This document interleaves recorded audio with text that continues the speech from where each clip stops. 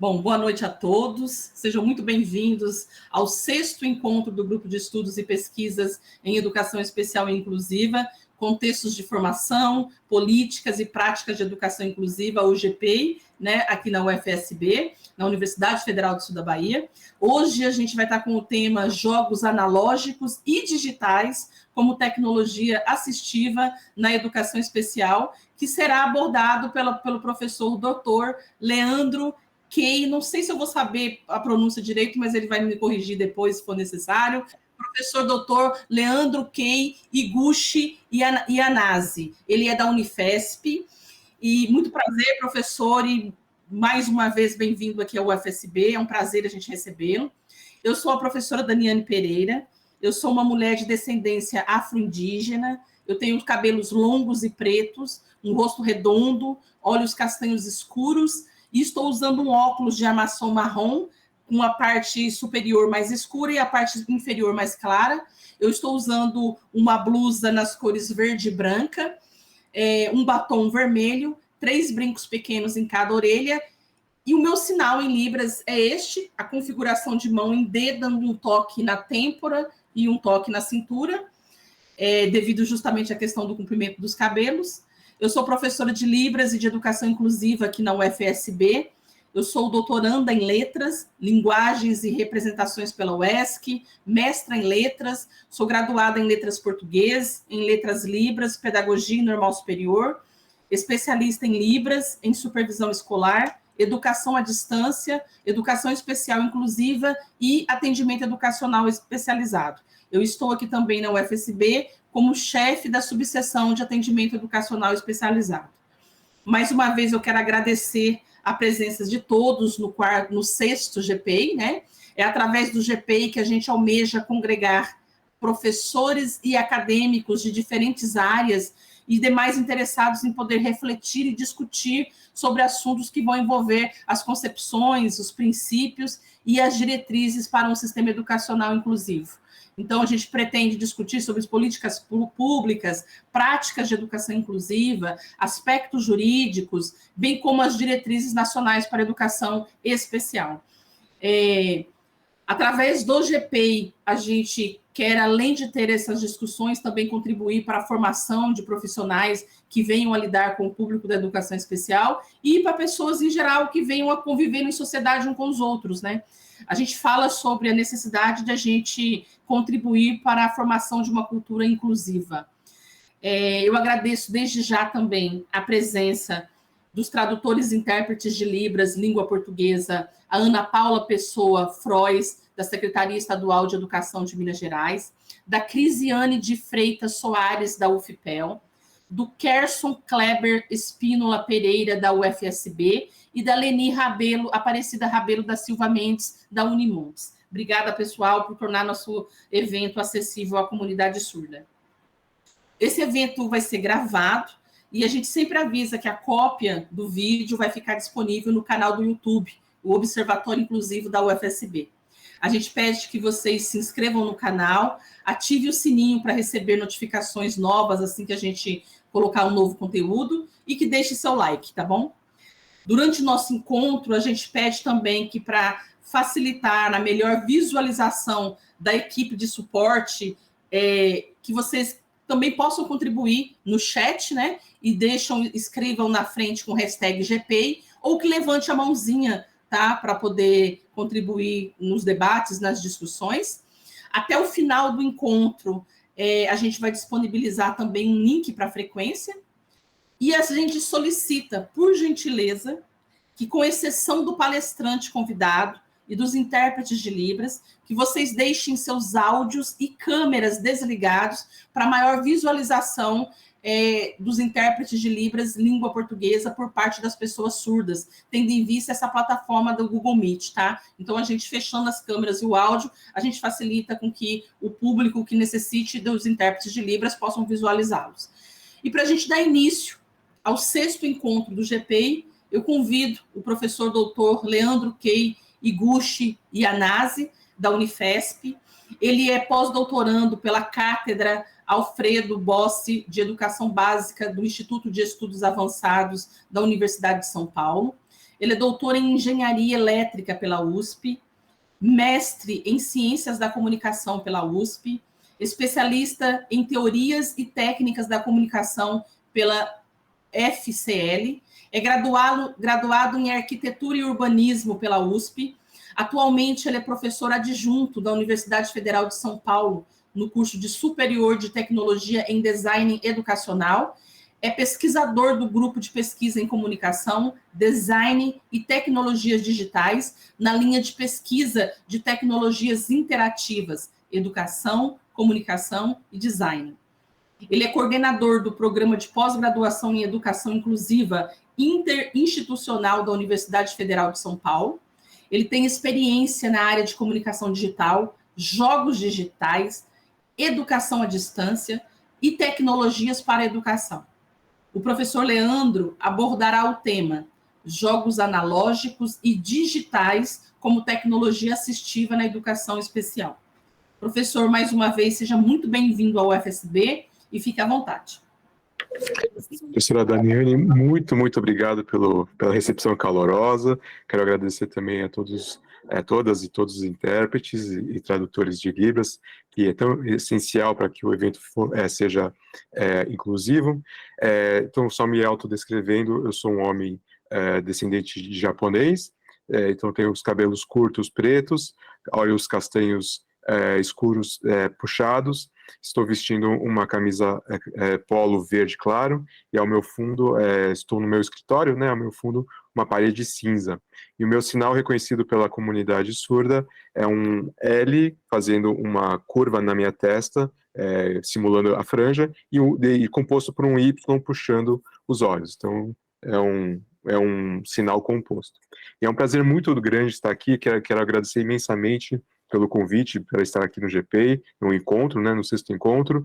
É uma honra porque a gente vem pesquisando, a gente vê que tem vários pesquisadores, como a professora Daniane, também com várias iniciativas tão importantes para a educação inclusiva, e quando a gente se junta, né, é onde pode surgir parcerias, onde a gente pode, de fato, aplicar as nossas pesquisas de uma forma que tenha repercussão na sociedade. Então é um prazer muito grande mesmo estar aqui, e a gente, eu aceito, né, assim, eu gosto desses encontros justamente porque quando a gente dá as mãos é que a gente consegue ir mais para frente, né, então, e a UFSB tem um carinho muito grande.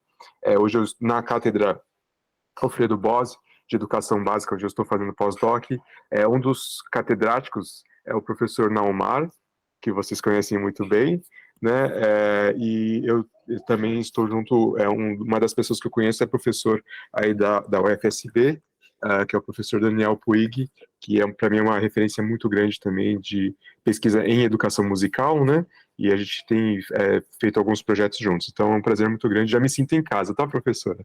Me sinto em casa na UFSB, quando eu tiver a oportunidade de estar aí, vou fazer questão de estar juntos aí, da gente poder ter um encontro presencial. Muito bem, então eu quero agradecer o convite. Hoje eu vou falar um pouquinho da minha formação, também da linha de pesquisa, mas principalmente trazer algumas provocações sobre a questão dos jogos, tanto os analógicos quanto os digitais, como parte de um processo de transformação da cultura escolar para uma cultura inclusiva. A gente fala muito dos jogos, inclusive principalmente os digitais, como um produto de exclusão, porque o jogo, muitas vezes, esses comerciais de alto alcance, eles precisam, eles exigem do jogador que ele tenha a parte visual, a parte auditiva, a parte de coordenação fina, reflexo olho-mão. Então, de certa forma, esses jogos comerciais acabam exigindo do jogador, né, ou acabam estimulando que o jogador tenha essas capacidades, vamos dizer assim, né, sem querer ser capacitista, mas para vender, né, ele tem toda essa intenção mercadológica e acaba se tornando um produto de exclusão. Como nós estamos trabalhando, né, na perspectiva educacional, a ideia hoje é trazer para vocês algumas provocações de como jogos digitais analógicos podem ser inclusivos, como eles podem juntar os alunos e não separar, né, não segregar, não excluir, mas eles podem, de fato, promover a própria cultura da inclusão, né. Daqui a pouco eu conto uma experiência que a gente está tendo sobre um jogo híbrido de escape, não um jogo de fuga, que a gente chama, mas que é na lógica de usar diversos elementos comunicacionais como Libras, como Braille, como parte dos mistérios, né? Para que o vidente, por exemplo, o ouvinte possa conhecer, né, Libras, possa conhecer Braille, uma forma de se naturalizar com esses sistemas de comunicação que são tão importantes para a inclusão, né? Mas eu vou pedir a permissão de todos, né, de todas e todos, para compartilhar alguns slides, e aí, assim, vai me ajudar a sistematizar as ideias, né, senão a gente começa a viajar, começa a sair do assunto, né? Então, eu vou compartilhar aqui a minha tela, mas vou, ao máximo, também ir descrevendo a tela. Então, eu queria, né, fazer a observação de que o logo do GPI achei lindo, fantástico, né? Ele é extremamente inclusivo, então eu puxei aqui do Facebook para poder ter aqui, e então o primeiro slide tem o logo do GPI, tem os desenhos das crianças, né, na sua diversidade, que estavam no card desse encontro, e também tem o logo da UFSB, Campus Sócrates Costa, Porto Seguro. E abaixo tem o título da conversa, né, de hoje, que é Jogos Analógicos e Digitais como Tecnologias Assistivas na Educação Especial. Meu nome, Leandro Querrico Chanazzi, que a professora Daniele falou perfeitamente, e também o meu e-mail, leandro.ianaze, com Z, né, finaliza com ZE, @unifesp.br, para que vocês possam, né, ficarem à vontade em contactar. Ao lado, eu fiz um logo da minha linha de pesquisa, dos games educacionais acessíveis, né, jogos educacionais acessíveis, que ele é composto por um ícone de um controle de videogame, e para fazer os direcionais 2 lápis, né, em cruz, para simbolizar a educação mais criativa, a educação em que o aluno é protagonista, e por fim, ao lado, o símbolo de acessibilidade, né? Então, o símbolo que acho que todos já conhecem, que é composto não mais por uma pessoa cadeirante, né, mas sim para mostrar a diversidade das pessoas, né, e valorizar a diversidade, o símbolo já reconhecido mundialmente de acessibilidade. No lugar dos botões, né, tá esse símbolo. Muito bem, queria começar então a nossa conversa de hoje trazendo uma pessoa que para mim é muito importante, acho que para qualquer educador que estuda, né, uma educação significativa vai concordar comigo, que é o Paulo Freire. Nesse slide tem uma foto do Paulo Freire, com uma frase que eu não vou lembrar agora em qual dos livros que está, mas que diz: se a educação sozinha não transforma a sociedade, sem ela tampouco a sociedade muda. Ensinar não é transferir conhecimento, mas criar as possibilidades para a sua própria produção ou a sua construção. E por que eu trago essa frase que para mim é muito importante? Porque nos coloca como professores ou profissionais da educação o papel não de simplesmente passar um conteúdo para que os nossos alunos decorem, mas a educação é muito mais do que isso, e ensinar é muito mais difícil do que isso, né? É muito mais difícil do que só replicar a informação. Na verdade, ensinar, ele é um processo de relacionamento com os nossos alunos, né, com o aprendente, o aprendiz, ou o educando, para que ele construa a sua aprendizagem, para que ele construa os conhecimentos que vão ser importantes para a sua vivência, sua autonomia, né?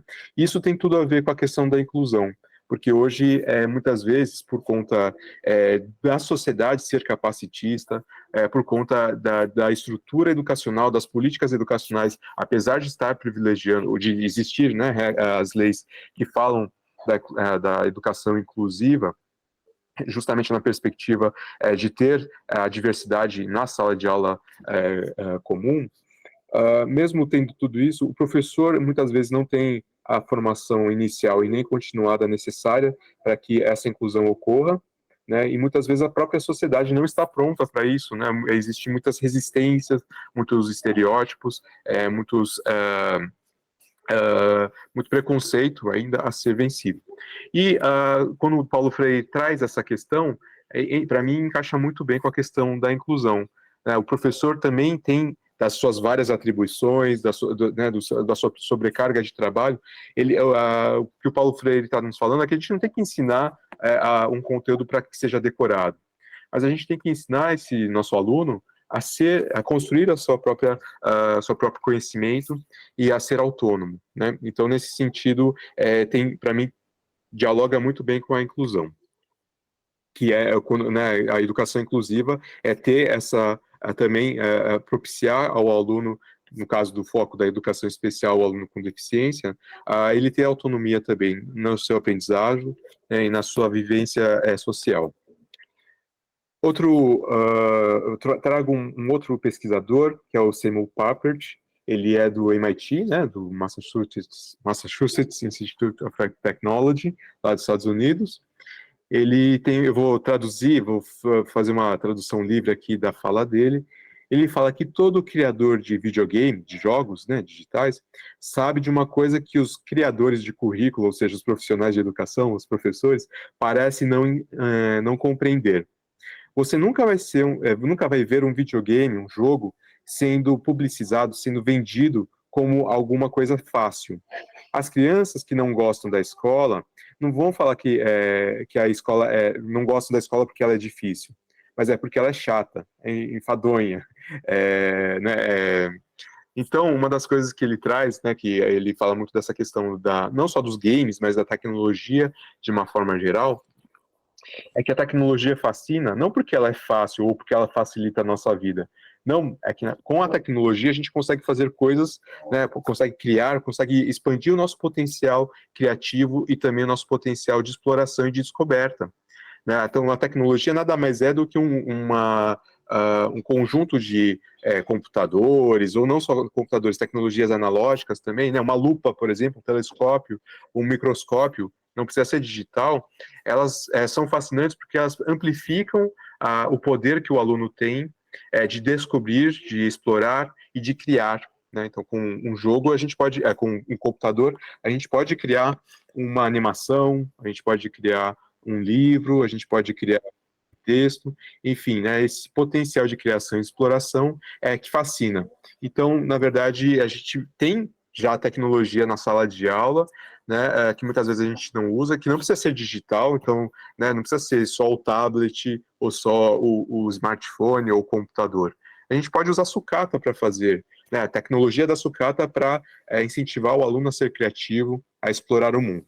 E ele tem um vídeo, eu faço essa propaganda porque eu acho que ele é muito interessante, um vídeo no YouTube de uma conversa do Paulo Freire, com o Samuel Papert. Então, vocês procurem depois no YouTube, conversa Paulo Freire e Samuel Papert, vocês vão ver que é muito interessante a visão, né? O Samuel Papert é muito focado em tecnologia, e depois, no final, eles meio que se entendem, né? Porque o Paulo Freire, na pedagogia mais libertária, né, mais significativa, tudo mais. No final, eles vão se entendendo e vendo que a tecnologia pode ajudar a promover essa pedagogia mais autônoma, mais libertária, né? E é muito esse diálogo, acho que tem uns 50 minutos, se eu não me engano, é muito interessante de ver como esses dois ícones da educação acabam trocando, dialogando e tendo esse entendimento. Muito bem. Fazer uma pequena propaganda, professor Daniele. Eu sei que a professora já falou do meu currículo, né? Mas eu só queria fazer um pouco do percurso para falar por que eu cheguei nos jogos acessíveis, né? Eu comecei na arquitetura, mas nunca fui arquiteto de projetar edifício, né? Então, se pedirem para eu projetar, vai cair. Não peçam para eu projetar nada. Mas foi muito importante na arquitetura trabalhar essa questão de projetos, aprender por projetos, né? Aprender fazendo, criando, né? Isso foi uma coisa que veio da arquitetura. Depois eu fui fazer o meu mestrado na comunicação e eu fui estudar os games, os jogos, justamente entender o potencial dos jogos digitais, principalmente, né? O potencial educacional dos jogos. E os jogos violentos mesmo, os jogos comerciais, entender como que esses jogos podem se tornar uma plataforma para discutir com os alunos sobre sociedade, sobre valores, sobre ética, sobre política. Então, pegar um jogo extremamente violento como Counter-Strike, que é um jogo de terrorista e contra-terrorista, por exemplo, e trabalhar essa questão política. O que é terrorismo na visão ocidental? E lá, na vivência lá, eles são considerados terroristas ou libertários, né? Então tem toda uma discussão possível através dos jogos, né? Então a gente teve essa possibilidade de ver como o jogo, como elemento midiático, pode promover uma discussão, uma reflexão para além do entretenimento, né? Então isso foi bem interessante. E no doutorado eu fui na engenharia para aprender a desenvolver jogos, tecnologias de realidade virtual, realidade aumentada, justamente para voltado para a educação. E aí eu comecei a trabalhar entrei na Unifesp, né? Que é um curso. Eu coloquei a capa de um livro que eu tive a oportunidade de escrever, que é o Tecnopedagogia, os games na formação dos nativos digitais. Ele já é um livro antigo, né? De 2012, mas ele acaba trazendo o que o mestrado permitiu pesquisar. Ele foi financiado pela FAPESP, né? Então tem ali foi possível organizar num livro a parte mais teórica sobre os games, né? Sobre os jogos digitais. Eu tive a oportunidade, então eu passei na Unifesp, né? Concursado pela Unifesp, no curso superior de tecnologia em design educacional. E o designer educacional é um profissional que apoia os professores no desenvolvimento de projetos educacionais. Então, ajuda a criar projetos educacionais tecnológicos ou não, né? Ou criar um plano de aula de acordo com algumas diretrizes, ajuda museus, por exemplo, a fazer trilhas, itinerários pedagógicos, enfim. É um profissional novo no Brasil, né? Desde os anos 90, tem um designer instrucional, mas a gente entende que faz parte do ecossistema da educação. E dentro do curso de design educacional, temos algumas disciplinas voltadas para a acessibilidade, para que esse profissional, na sua formação, já tenha incorporado, né, o design, né, o pessoal chama de design ou desenho universal para aprendizagem, mas para que no seu desenvolvimento, na sua prática, ele já conceba, né, projetos inclusivos.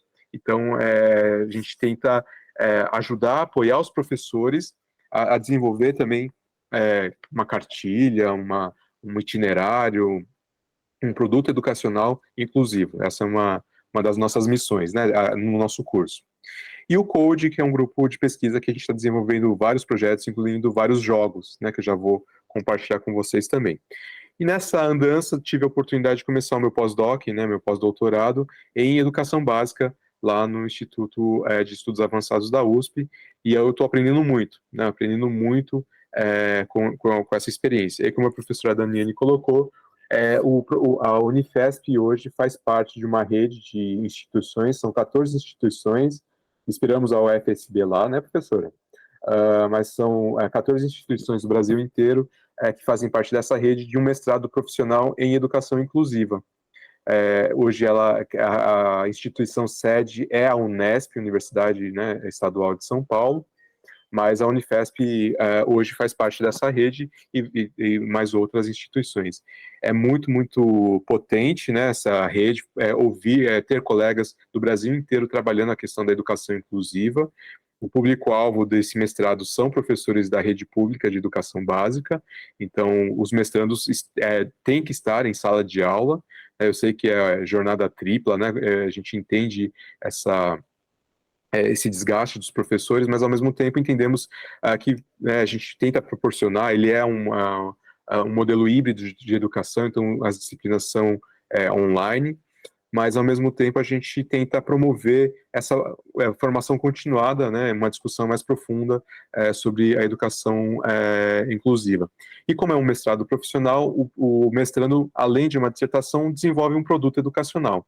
Então, alguns produtos que eu vou mostrar aqui também foram de orientações que eu fiz no Profei, né, a gente chama de Profei, que é o mestrado profissional em educação inclusiva, de orientandos que desenvolveram jogos educacionais acessíveis, tá? Então, vou passar aqui algumas experiências só para inspirar, provocar, enfim, né? Para incentivar que vocês também possam pensar nos games como um produto educacional e até pensar, né, na questão de projetos de pesquisa que desenvolvam jogos com esse fim. Só para falar que no grupo de comunicação, design e tecnologias digitais, eu tenho desenvolvido projetos na linha de game design, onde a gente incentiva que os alunos se tornem desenvolvedores de jogos. Então, a gente tira os alunos do papel de consumidores de jogos e coloca eles no papel de desenvolvedores de jogos. É uma forma até de combater o vício em jogos, né? Tem alguns estudos que mostram que uma das formas mais eficientes de combater o vício em jogos é tirar ele do papel de consumidor e colocar ele no papel de produtor, de desenvolvedor. Aí ele vai aprender outras competências de criação, desenho, programação, gestão de projetos, e ele vai se desvinculando, assim, vai se diminuindo o seu tempo de consumo e aumentando o seu tempo de interação com outras pessoas e tudo mais. Então tem um estudo bem bacana disso, e a gente vê a potência em colocar o desenvolvimento de jogos em sala de aula, porque os alunos precisam se aprofundar muito mais no assunto. Então, por exemplo, eles querem, foi colocado um desafio para criar um jogo sobre história, aí um período específico da história. Eles vão ter que se aprofundar muito mais na história para poder desenvolver cenários, personagens, narrativas, desafios, né? Então, ao criar o jogo sobre a história, os alunos vão se apropriar muito dos conteúdos. A gamificação na educação é uma outra linha de pesquisa que a gente vem apoiando, né, nas práticas em que a própria sala de aula se transforma quase que num jogo. Você pega elementos dos jogos, como desafios, narrativa, personagens, pontuação, vitória, derrota, trilhas, fases, tudo são esses elementos que existem nos jogos, que são tão atrativos, né, engajadores dos jogos, e a gente fala como que isso pode se traduzir e ser adaptado para a sala de aula, né? Então, a gamificação na educação tem essa linha de pesquisa, né? Esse objetivo de pesquisa. Os jogos de escape, né, escape games, são jogos em que você tem jogos tanto digitais quanto físicos, e a lógica é de você trabalhar colaborativamente. Então, são jogos colaborativos, que as pessoas têm que juntos resolver uma situação, juntos fugir ali da sala que vai explodir em 1 hora, por exemplo, né? Então você tem uma emergência ali, uma narrativa de emergência, e você tem como desafio diversos enigmas que estão na sala ou estão ali no cenário do game, né? E é esse estilo de escape, né, de jogo, que eu estou agora produzindo em prol da acessibilidade. Então, algumas pistas que estão em Libras, outras que estão em Braille, algumas em datilologia. Então, essa é a ideia de trazer esses elementos da comunicação inclusiva, né, da dimensão de acessibilidade comunicacional, como a língua de sinais e também o Braille, para que videntes, né, para que ouvintes possam ter consciência, se sensibilizar de que existem pessoas que se comunicam de outra forma, né, e mostrar que o mundo é muito mais plural, diverso, e que existe riqueza nessa pluralidade, né? E existe riqueza na inclusão, né?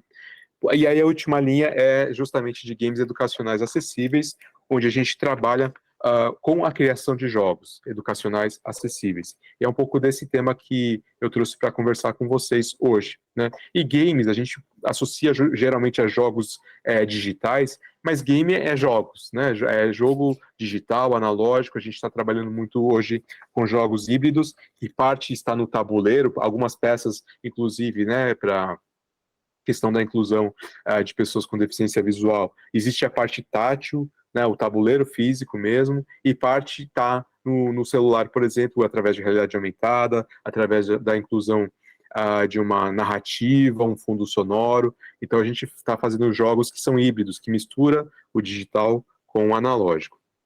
E nessa linha de games educacionais acessíveis, temos duas perspectivas que são bem interessantes, né? Temos a perspectiva de ter acessibilidade nos jogos, ou seja, os jogos já serem construídos com acessibilidade, né?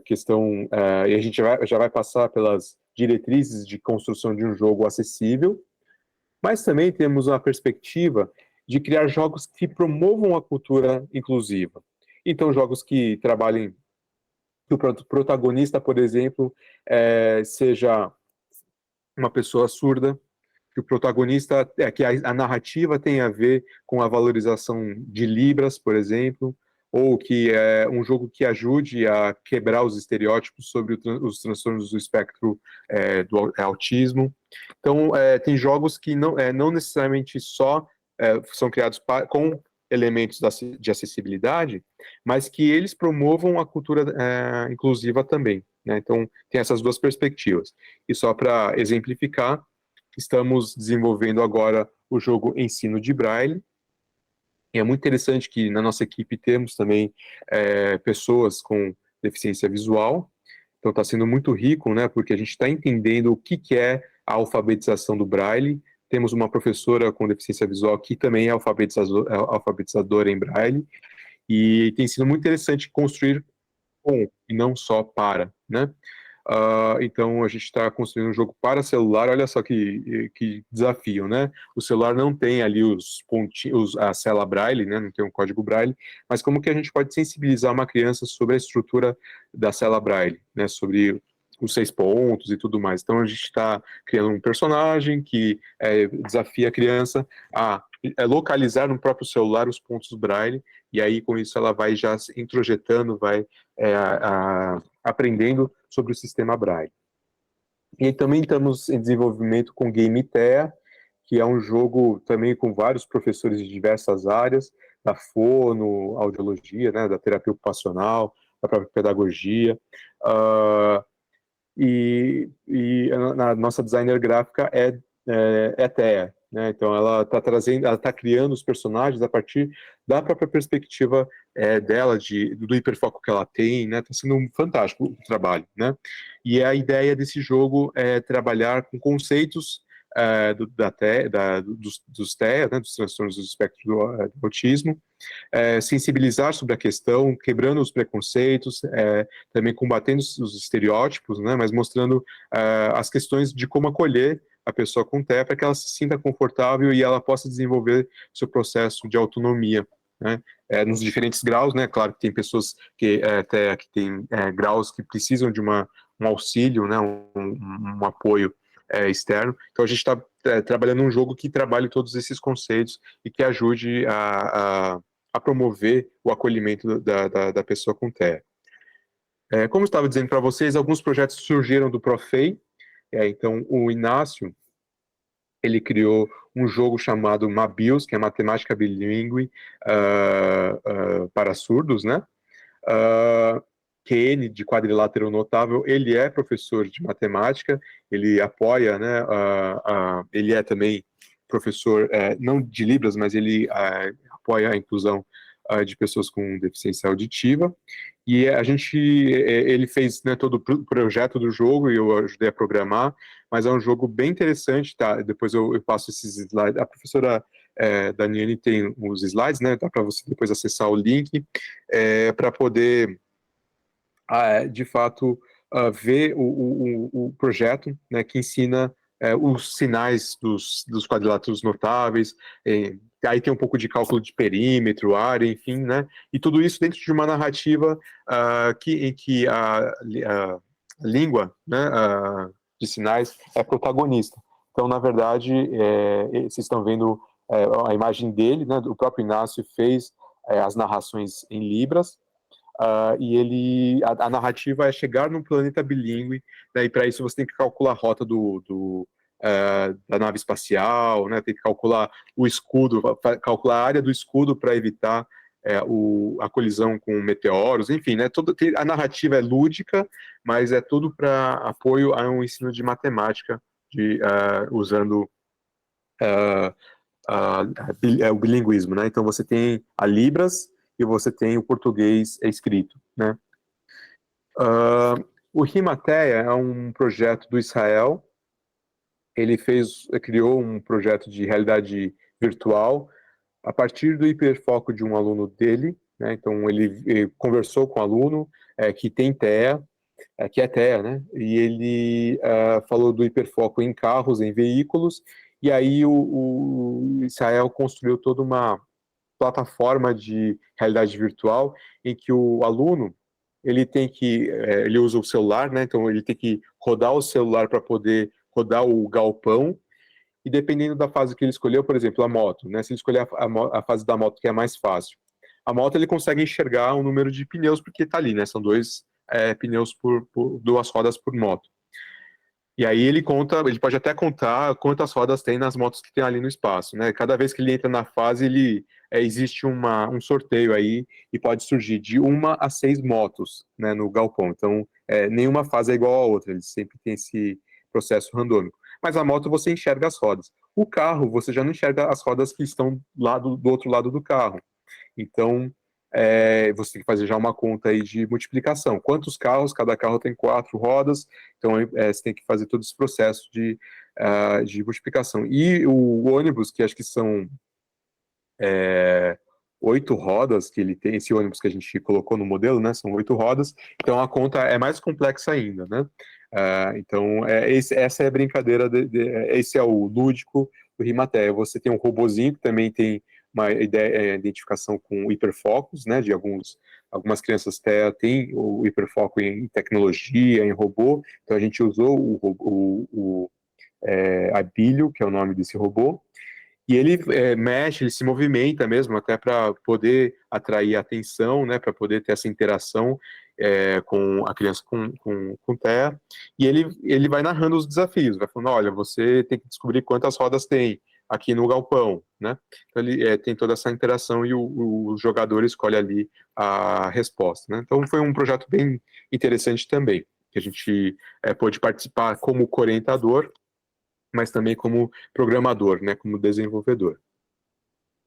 E aí, indo um pouco mais para a parte, vamos dizer assim, não teórica, né, mas um pouco mais conceitual aqui da nossa discussão, eu tenho trabalhado com 3 abordagens em relação a games e educação.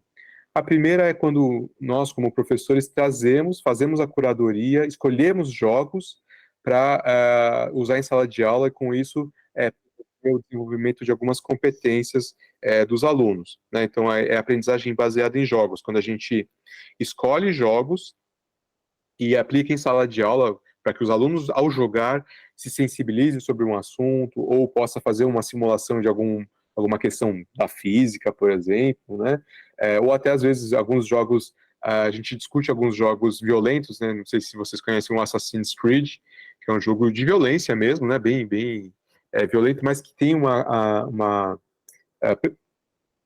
precisão histórica, arquitetônica muito grande. Então, se você quer falar sobre a época do Iluminismo, por exemplo, você pode usar os jogos do Assassin's Creed, que estão na época ali do Iluminismo, para trabalhar com eles a questão artística, filosófica. Então, os jogos, né, podem ser um recurso importante para essa discussão. Então, essa perspectiva, os jogos são recursos. A gente usa os jogos em sala de aula. Na abordagem da aprendizagem baseada em projetos de jogos, é aquilo que a gente já discutiu, os jogos são projetos, então a gente joga o desafio para os alunos desenvolverem jogos de tabuleiro, jogos digitais, e com isso eles vão aprendendo o conteúdo programático, vão aprender o assunto. Então, por exemplo, um jogo de física, para fazer um jogo de física, ele tem que entender o conceito da física para poder fazer o desafio de física, né? Então ele vai ter que se aprofundar no assunto e já aplicar aquele assunto num jogo. E é muito interessante que a aprendizagem é muito mais significativa do que só decorar aquela fórmula para a prova. Não, ele estuda o conteúdo para desenvolver o jogo. Então já existe uma aplicação daquele conteúdo, né? Fica muito mais significativo. Então aqui a ideia do projeto do jogo, né? E por fim, a gamificação na educação, como a gente já comentou, e não vai ser o assunto de hoje, mas é quando a gente pega elementos dos jogos e aplica na aula, aplica no processo educacional, aplica durante o curso, né? Então, seja um placar para ter uma competição entre os alunos, né? Quem faz mais pontos, quem entrega mais coisas, é uma forma, mas tem outras formas muito mais interessantes de imersão, de você colocar desafios extra para cada aluno, né? Então, você, aluno, tem o desafio de, nessa aula, fazer 2 perguntas, e o outro aluno tem o desafio de responder uma pergunta. Então, você pode colocar esses elementos de desafio como se fossem minigames dentro da própria aula, né? Então, é uma abordagem bem interessante também, que a gente tem visto bastante feito, né? Bastante sentido, não só para crianças, mas para adultos também. Então, a gente usa também no nosso curso de graduação. É, e aí, assim, agora sim, finalmente entrando um pouco na nossa agenda, né? Eu sei que a gente tem até por volta das 8 e pouco para conversar, mas eu queria falar um pouquinho, provocar vocês aqui do GPay sobre essa questão dos jogos e games. E aí depois eu não coloquei aqui o item, desculpa, mas o último item é a questão de como construir jogos acessíveis, tá? Então eu peço desculpas que faltou o último bullet, o último tópico, que são as diretrizes de jogos acessíveis. Mas falando um pouquinho dos jogos, né? Os jogos digitais, eles têm um faturamento muito grande, né? Global. Cresceu com a pandemia, porque as pessoas ficaram em casa, não podia sair para jogar, né? Jogar futebol, jogar bola, fazer qualquer outra coisa, ficaram em casa e consumindo jogos digitais, né? Então a gente tem aí um faturamento de quase 200 bilhões de dólares, faturamento global, né? De 197 praticamente bilhões de dólares no mundo inteiro, está muito à frente do cinema, né, de Hollywood, só perde em termos de entretenimento para turismo, né, turismo ainda e vai continuar sendo maior, né, e mais da metade em celular, jogos de celular, né, então jogos a gente não precisa ter um videogame caro ou um computador super potente para jogar. Hoje está no nosso bolso um computador super eficiente para jogos, que é o próprio celular, né? Então isso popularizou muito os jogos casuais. Popularizou tanto que antes a gente tinha o preconceito de que quem jogar... desculpa, e no Brasil somos 88,4 milhões de jogadores, né? Então mais de um terço da população se autodeclara jogador, né? Isso é um dado muito importante, né? Então, os nossos alunos estão jogando, isso praticamente posso afirmar com certeza, né? E os jogos estão atingindo várias faixas etárias. E olha só que interessante, no Brasil, o Pesquisa Game Brasil mostra que a maioria de jogadores são de mulheres, são as mulheres que estão à frente também nos jogos, né? As mulheres estão à frente em tudo, mas também nos jogos, né? Por conta, muito provavelmente, dos jogos de celular. Os jogos mais que a gente chama de AAA, né? 3As, que são os jogos mais caros, que são jogos para console, para videogame mesmo, é muito jogado por homens, né? Do sexo masculino. Mas existe, como a gente viu, né, uma predominância aí dos jogos de celular e as mulheres estão se apropriando desse espaço, né? Seja no Candy Crush, seja sei lá, num Pokémon Go, enfim, as mulheres se apropriaram dos jogos também. E a pesquisa é um pouco enviesada, porque ela não tem crianças de menos de 16 anos, né, por uma questão metodológica, mas a gente vê que existe uma abrangência etária muito grande também.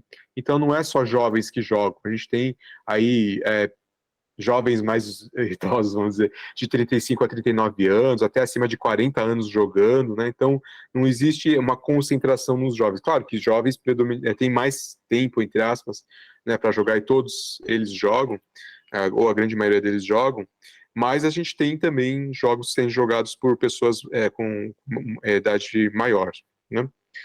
E, de novo, aqui no Brasil, os smartphones sendo responsáveis por quase metade das plataformas preferidas de jogo, né? Então, esse aqui é um panorama dos jogos digitais, mas queria trazer para vocês também um panorama de jogos de tabuleiro. Aqui é a minha estante, essa é a minha estante de jogos de tabuleiro. Eu tenho poucos jogos, tem gente que tem assim, estantes gigantescas de jogos de tabuleiro, e é um mercado que está crescendo muito também, né? Aqui tem uma previsão também global, né, de que em 2023 tenha um faturamento de 12 bilhões. Não é nada perto dos 200 bilhões de dólares que tem os jogos digitais, né, muito menor do que isso, mas ao mesmo tempo é um mercado que a gente está vendo que está crescendo muito. Eu, particularmente, comecei a ficar fascinado por jogo de tabuleiro, até por conta da pandemia. Já estava muito cansado de tela, né? Tela toda hora, para dar aula, para ter reunião e tudo mais. E aí, eu e minha esposa, a gente começou a experimentar alguns jogos de tabuleiro, e aí a nossa coleção está crescendo, né? Inclusive, a gente joga alguns com as crianças, né? Com os nossos filhos. A gente tem visto aí Está sendo muito divertido, mas ao mesmo tempo muito educacional. Jogos de tabuleiro, né, são muito potentes, né? Estou vendo aqui o João Vitor falando de RPG de mesa. Joguei muito D&D na minha época também de criança aí, mas hoje em dia D&D é muito comprido para mim, viu? Desculpa aí, João, mas tem outros jogos que eu estou jogando que são um pouquinho mais rápidos, outros estou jogando escapes de mesa também. Bom, enfim, né? É muito legal que a gente pode, de fato, né, ter também essa parte física. E aí, hoje, né, na minha linha de pesquisa, porque eu estou jogando jogo de tabuleiro, comecei a criar jogos híbridos, que você tem o tabuleiro, você também tem a assistência inclusiva no celular, por exemplo. Muita coisa pode ser... Né, a gente não tem recursos para ficar colocando braille em tudo, por exemplo. Mas a gente pode fazer um aplicativo que dialogue com aquele jogo de tabuleiro, que leia as peças, por exemplo, né, que possa fazer a narração, a audiodescrição das peças, da disposição, enfim. Né, então, a gente está trabalhando muito nesse sentido de usar o próprio celular como uma tecnologia assistiva para os jogos. Né? Então, está sendo muito interessante, é um desafio muito grande, sim, mas, ao mesmo tempo, está sendo bem interessante ter essas iniciativas. Mas o que é o jogo? Né? A gente está falando de jogo digital, jogo de tabuleiro, e aí eu gosto muito da definição do Johan Huizinga. Para quem quiser estudar jogos, ele é uma referência essencial sobre jogos, e o livro dele é de 64, se eu não me engano, então não existia nada de jogo digital. O que ele fala de jogo tem a ver com o jogo, a brincadeira e o jogo físico ali, né? Mas a gente transporta para o digital também. E ele tem um conceito muito importante do círculo mágico, nada esotérico, né? Nada de magia, mas a lógica do círculo mágico no nosso mundo real, nós temos nossos questionamentos, medos, incertezas, responsabilidades, a gente vivencia esse mundo dessa forma, e o jogo é um círculo que a gente escolhe voluntariamente entrar. Então, o jogo, para ser jogo, para não ser algo que a gente usa em sala de aula obrigatório, enfim, né, para a gente não perder o aspecto de jogo, ele tem que ser voluntário, né? E dentro do jogo, por isso que ele chama de círculo mágico, existem regras próprias. Alguns jogos, por exemplo, tem a sua mecânica própria de jogar, né? Então, tem jogo, por exemplo, pega-pega. Tem a regra própria, que tem um pegador, quando ele pega, o outro que vira o pegador. Isso é uma regra, que só existe dentro do jogo pega-pega, né?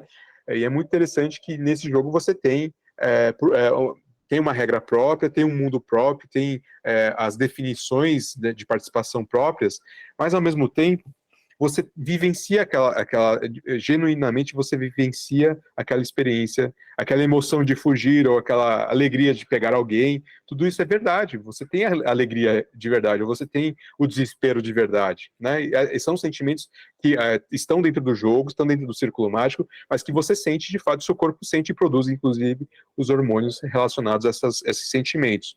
Então, o Huizinga fala que o jogo a gente escolhe entrar nessa bolha, nesse círculo mágico, que tem o seu mundo próprio, ele é até alienante, né, de certa forma. Tem a narrativa, por exemplo, você vai jogar um jogo, o João colocou aí, né, o RPG, o D&D, você vai vivenciar um mundo fantástico, né, de fantasia medieval, né, que o D&D tinha muito disso, de fantasia medieval. No momento que você está jogando, você está naquele mundo mágico criado, fictício, mas no momento que você sai desse círculo mágico, você volta aí para a realidade, aquelas experiências que você teve dentro do jogo estão dentro de você, porque você vivenciou lá dentro do círculo mágico, mas você traz para fora também. Então, essa ideia de trabalhar em grupo, por exemplo, que os RPGs têm muito, né, forte nisso, mas também da aleatoriedade da vida, né? Você tem que jogar o dado ali de 100, o D100, para dar certo fazer uma coisa lá. Existe aleatoriedade na vida também. Então, todas essas experiências que você teve dentro do jogo, você traz para fora e te forma como ser humano também, né? Então, o jogo tem esse poder, né? Você joga lá dentro, mas no momento que você sai, você carrega aquelas experiências, aquelas vivências para fora, né? Então, isso é muito importante. E é muito importante, do outro lado também, ter muito claro que o jogo é um jogo e não é a realidade. Então, o Círculo Mágico tem essa dupla... A definição de círculo mágico tem essa dupla função. Primeiro trabalhar as vivências que são vividas, né, experimentadas dentro do círculo mágico e como a gente pode trabalhar lá fora e ao mesmo tempo proteger, né, coisas que a gente não quer lá fora para dentro do círculo mágico. Então a questão da violência que a gente estava falando, né, que o próprio presidente Lula deu alguns depoimentos do quanto a sociedade está violenta por causa dos jogos, enfim, isso, né, na comunidade dos gamers, né, e também dos pesquisadores em jogos, criou uma revolta muito grande. O pessoal queria escrever uma carta contra a declaração do presidente Lula, enfim, eu falei, calma, gente, calma, não é bem assim, mas de fato o círculo mágico protege, por quê? Fica muito claro que a violência só pode estar dentro do círculo mágico e não fora. Então você tem que saber trabalhar esse círculo mágico. Se a gente não tem consciência disso, de fato a gente pode fazer uma transposição como o presidente Lula fez, né? Jogos violentos levam à violência. Não. Nós temos que ter, como professores, consciência disso, né, como desenvolvedores de jogos, como pesquisadores de jogos, a gente tem que ter a consciência do círculo mágico, justamente para fazer esse filtro, de falar, não, violência fica só dentro do círculo mágico. Tá? Não leve para fora. Se a gente não tem essa conversa, essa troca com as crianças, né, como pais, como professores, a gente não tem essa conversa com as crianças, de fato, pode ter uma transposição literal da violência dos jogos para fora, né? Mas é muito importante que a gente tenha consciência do círculo mágico para conversar com os nossos alunos, com as nossas crianças e resguardar o que é importante resguardar dentro do círculo mágico, mas também transpor o que é importante, né? Por exemplo, vocês já devem ter ouvido falar de LoL, League of Legends, é um jogo digital bem famoso, tem campeonatos e tudo mais. Ele é violento também, né? Um squad, né? Um esquadrão contra outro esquadrão, tem campeonatos disso, mas olha só que interessante, no você não pode ter, todos os jogadores não podem usar personagens com as mesmas características. Um jogador tem que ser o cara que vai ficar atacando com uma arma de longo alcance, outro que é mais forte que vai atacar com uma espada, outro que é mais forte ainda que serve como defesa, outro que vai servir como alguém que vai jogar as magias de cura. E olha só, diversidade. Você tem que trabalhar de forma diversa no LoL para poder vencer. Né? Então, quando você trabalha essa questão e leva a diversidade que está no LoL para fora do LoL, né, e trabalha isso, o mundo tem que ser diverso, o mundo é diverso, né, no final das contas, cada pessoa tem suas características, então o mundo é diverso, e como a gente pode valorizar essa diversidade? O LoL já valoriza, então vamos também valorizar no nosso dia a dia, né, reconhecer as diferenças, reconhecer a diversidade e valorizar a diversidade, né, a pluralidade. Então, para isso a gente tem que ter consciência do círculo mágico, né? Então, eu acho que é uma teoria muito importante para que o jogo possa ter, de fato, um papel social cada vez mais significativo, né? Bom, o que diferencia a experiência do jogo de outras mídias? Então, a Janet Murray vai colocar que o jogo ele tem uma principal diferencial que ele tem de outros produtos ou outras ações, aí, outras questões, outros produtos de entretenimento, outros produtos midiáticos, é que ele tem a agência. A agência é o que o usuário faz. E no jogo o usuário tem que fazer alguma coisa, diferente de um filme, ou até mesmo né, assim, um filme a gente assiste, né? A gente pode interpretar, pode discutir, refletir. Mas no final, aquela mídia a gente só assiste, né? No jogo, para que a mídia possa acontecer, para que possa existir de fato um jogo, a gente tem que fazer alguma coisa, né? Senão não tem porquê ter o jogo. Então tem a agência, né, do jogador. Tem também a questão da imersão. A gente pode tem a imersão no mundo fictício, né? A gente imerge dentro desse círculo mágico. Então, as nossas sensações, sentimentos, intuição, pensamento, tudo isso acaba fazendo parte dessa imersão. As nossas funções psicológicas acabam fazendo parte dessa imersão, né? E tem a diversão, e a diversão não é só no sentido do divertido, mas no sentido do diverso. A gente vivencia nos jogos uma realidade que não é a nossa realidade do dia a dia, né? E isso amplifica as nossas experiências sociais, amplifica as nossas experiências narrativas, né? Então é como ler um livro, né? A gente, quando está lendo Harry Potter, a gente entra no mundo Harry Potter, né? E o jogo tem essa mesma potência dos livros, dos filmes, mas com o diferencial de fazer alguma coisa, né? A gente tem que fazer para que o jogo aconteça.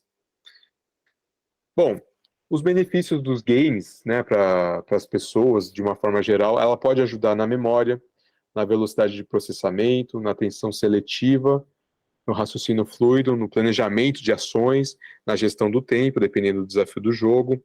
Pode ajudar também nas habilidades cognitivas, o reflexo, a coordenação mão-olho, que a gente já comentou. Mas a gente tem trabalhado muito os jogos, não só o quanto ele ajuda a pessoa a memorizar o conteúdo X, né, os jogos educacionais, mas no desenvolvimento de competências, né? E o desenvolvimento de competências, aí eu vou pegar uma fórmula matemática complexa aqui, tá? A competência é igual a, entre parênteses, conhecimento mais habilidades, fecha parênteses, elevado a atitudes. Porque o Nakal, né, professor Nakal, que é engenheiro, ele fez essa fórmula para mostrar que quando a gente pensa em aprendizagem baseada em competências, a gente tem que falar do conteúdo, que é o conhecimento, também tem que falar das habilidades, que é o como fazer, né? Como, por exemplo, a gente vai ensinar soma. A gente tem que falar o que é soma, é quando você soma dois valores, né? Quando você adiciona, incrementa valores. Habilidade, como que se faz isso, né? Usando o dedo, o pauzinho, né? Enfim, a habilidade é como fazer essa conta, mas a atitude é para que fazer, né? E os jogos nos ajudam muito nesse para quê. Por exemplo, eu estava comentando no Mabius, né, no jogo de matemática bilíngue, que ele tem que saber fazer a conta de perímetro, contar a soma dos lados, para fazer o percurso da nave, para saber o quanto de gasolina ou de combustível vai gastar. Aí você tem um para quê muito importante, né, no jogo. No jogo é para você ver se você vai ter gasolina suficiente para fazer a viagem. É muito mais, assim, isso é muito mais significativo do que fazer a soma para a prova. Só para a prova é algo muito fraco, né? Muito frágil. Aprender alguma coisa para a prova. Agora, se eu sei que eu preciso aprender soma para calcular distâncias, percursos, que isso vai me ajudar, né, a calcular o quanto vai custar aquela viagem, enfim, você tem um para quê, né? Você promove ou ajuda o aluno a desenvolver uma atitude muito mais significativa. Né? Então, os jogos ajudam muito no desenvolvimento de competências. Eu coloco aqui alguns repositórios importantes, que tem vários jogos educacionais, aí eu não estou ainda falando de acessibilidade, né? Estou falando de jogos gerais com fins educacionais. O Educaps é um repositório muito importante, que tem vários jogos. Tem esse repositório internacional que é o Open Educational Resource, bem interessante também, vários jogos muito complexos, inclusive. O Games for Change é um movimento, ele não é exatamente um repositório, mas ele é um movimento bem importante de jogos que tem como cunho impacto social, né? Então vários deles educacionais. Learning Apps e o Scratch são plataformas de programação de jogos. O Scratch não é só jogos, né? O Scratch faz animação, faz várias coisas. Ele é uma plataforma de aprendizagem criativa para você criar animações digitais, jogos, livros, e-books, né? Dá para criar várias coisas. É voltado para crianças de 7 a 8 anos, mas eu aprendi programação usando Scratch, então acho que vale a pena. E tem também um repositório de jogos dentro dessas plataformas. Tá? Bom, vou dar uma corridinha aqui, que eu sei que eu estou bem atrasado. Como construir jogos? Né? Então eu trouxe aqui a aprendizagem baseada em projetos de jogos. E ela tem muita lógica de aprendizagem baseada em projetos. Né? Então, o jogo como um projeto, você coloca um desafio para os alunos, eles vão explorar aquele desafio, aquele tema. Né? Então, um desafio para criar um jogo de história. Eles vão ter que aprender história, aquele momento histórico, personagens, o que cada um fez, o que está relatado nos livros didáticos sobre aquele acontecimento. Então, ele fica com a necessidade de conhecer e se aprofundar mais. Né? E aí ele vai ter a oportunidade de fazer escolhas, o que dessa história eu quero transformar em desafio, o que eu quero transformar, e como eu vou fazer esse cenário, esses personagens, tudo isso dentro de um projeto, de um jogo, você dá essa oportunidade para o aluno escolher e fazer. E aí ele vai ter que, aí de fato, fazer o projeto, né? Vai ter que programar, se for um jogo digital, vai ter que fazer o tabuleiro, se for um jogo de tabuleiro, né? Então, tem esse lado de manusear, de fazer, que é muito importante também, né? E aí a ideia dos alunos deixarem de ser consumidores para se tornarem desenvolvedores de jogos, isso é bem interessante, porque eles saem do papel passivo de consumo e se tornam criadores, né? Tem a ver com esse aprofundamento no conhecimento do conteúdo programático. De forma criativa, ele vai criar, né, cenários, personagens, narrativas. Então tem esse lado da criação artística mesmo, né, que a gente acaba implementando, além da parte da programação, né, então a parte de programar, se for um jogo digital, que tem tudo a ver com BNCC, literacia digital, tudo isso acaba sendo criado e promovido, né. Na criação de jogos a gente tem a gestão de projetos.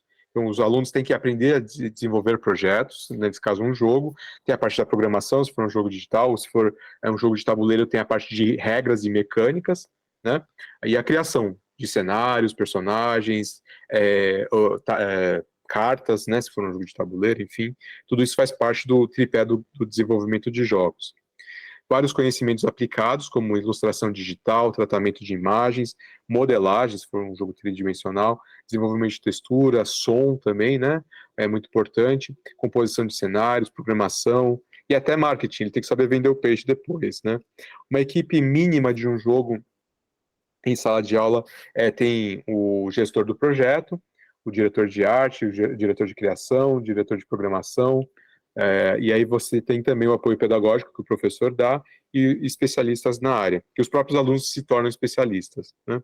Para fazer jogos digitais, existem as engines, que são os motores de jogos.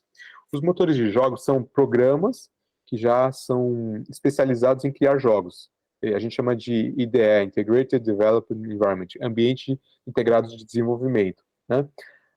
Ou ambiente de desenvolvimento integrado, que você consegue, nesse programa, colocar os modelos 3D, os cenários, consegue colocar a textura, a imagem, consegue fazer a interface do jogador, consegue colocar som, por isso que ele integra, né? Ele integra esses vários recursos. Hoje você também coloca a programação para fazer as interações.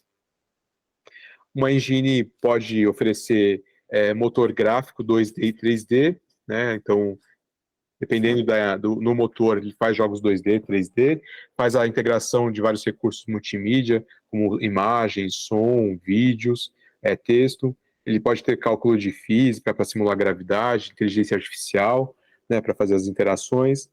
E ele já prepara o jogo, se ele é um jogo para celular, se ele é um jogo para web, se é um jogo para PlayStation, ele já faz, já compila para aquela interface específica, para aquela mídia específica. Estou falando, né, parece meio complicado fazer jogos, mas eu faço aqui o desafio para vocês de entrarem, por exemplo, no learnapps.org para criar um jogo. Vocês vão criar um jogo simples, né, um jogo simples como jogo de palavra cruzada, um jogo de memória, já tem toda a mecânica lá, né, já tem toda a programação pronta. Você só tem que escolher que figuras você quer para o jogo de memória, por exemplo. Então é bem simples, você não precisa programar, você tem que mais gerenciar conteúdos, né? Então, ele é bem interessante por isso. WordWall é a mesma coisa.